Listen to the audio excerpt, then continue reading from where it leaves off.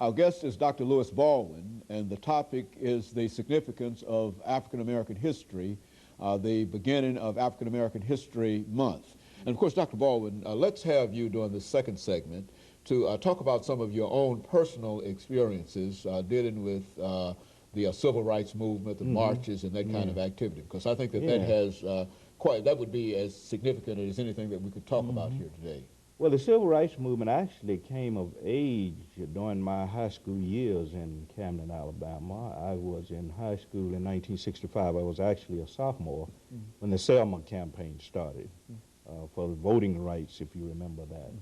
And as you well know, students got caught up in the movement in the 1960s. In the 1950s, it was basically a movement with personalities like Martin King and E.D. Nixon and Rosa Parks and others. Young people were involved, but not on a large scale.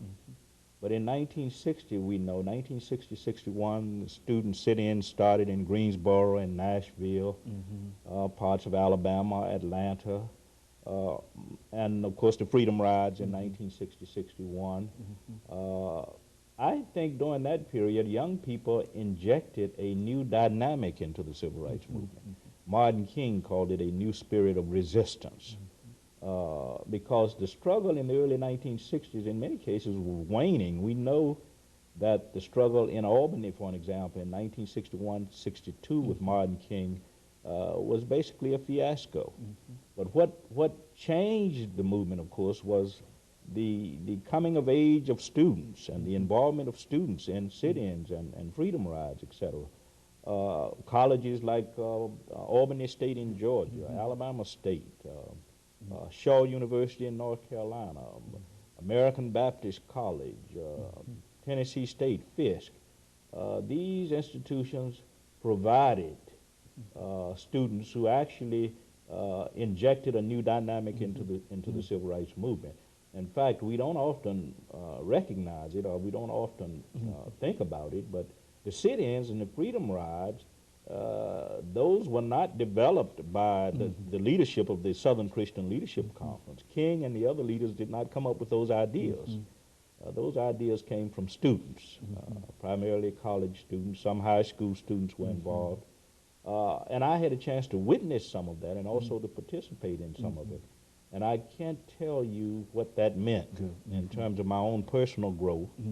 In terms of my own vision of who I should be and what I should become.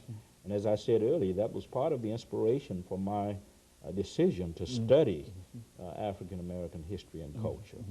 You know, to think of becoming involved in the freedom rides, why don't you say something about the courage of these individuals, the ICC ruling, etc. We get to it from that. Yeah, the freedom rides were, as I said earlier, quite a significant event in the modern civil rights movement. The freedom rides in 1960-61 actually started out in Washington, D.C.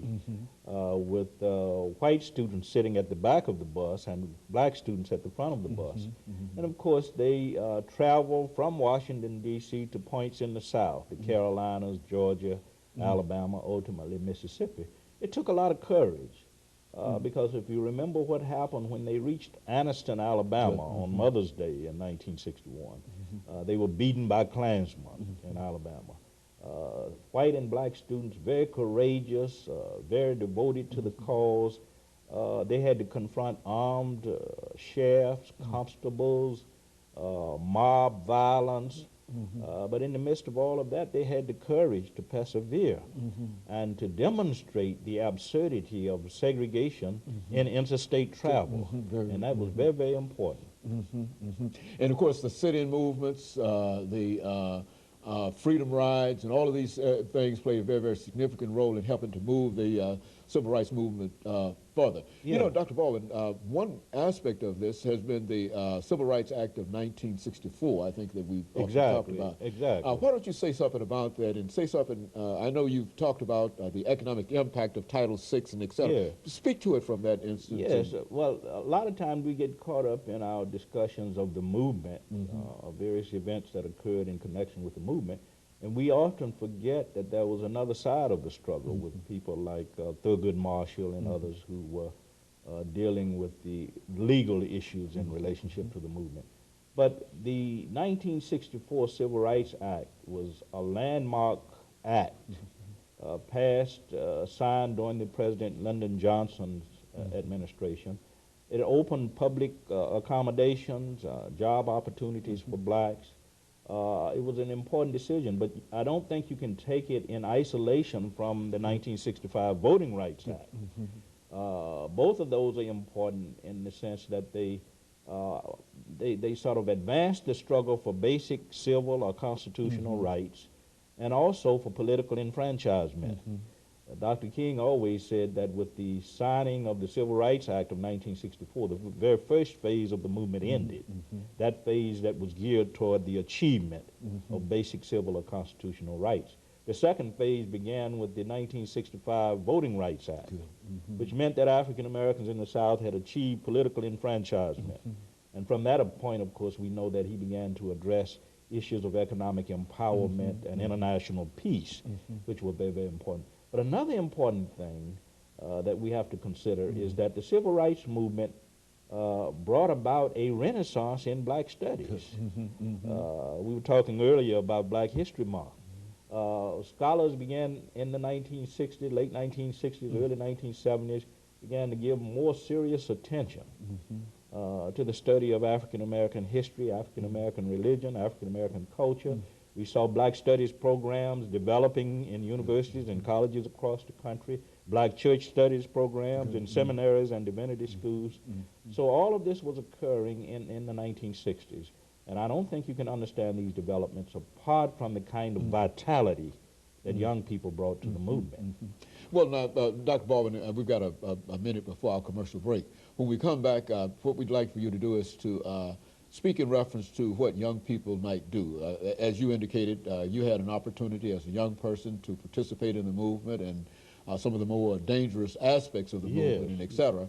But today, I think that many of our young people are sort of aimless. They don't have any real vision and et cetera and et cetera. That's so true. And so with the experience that you've had dealing with the movement, the experience that you've had in terms of studying about the significance of African American history and et cetera, when we come back, I want you to sort of zero in and to, in a real sense, speak to our young people and let them know what they have to do in order to not only to participate, but to vote and et cetera and et cetera. And so let's have you to do that. And of course, we'll be back with our audience following this very, very short commercial break.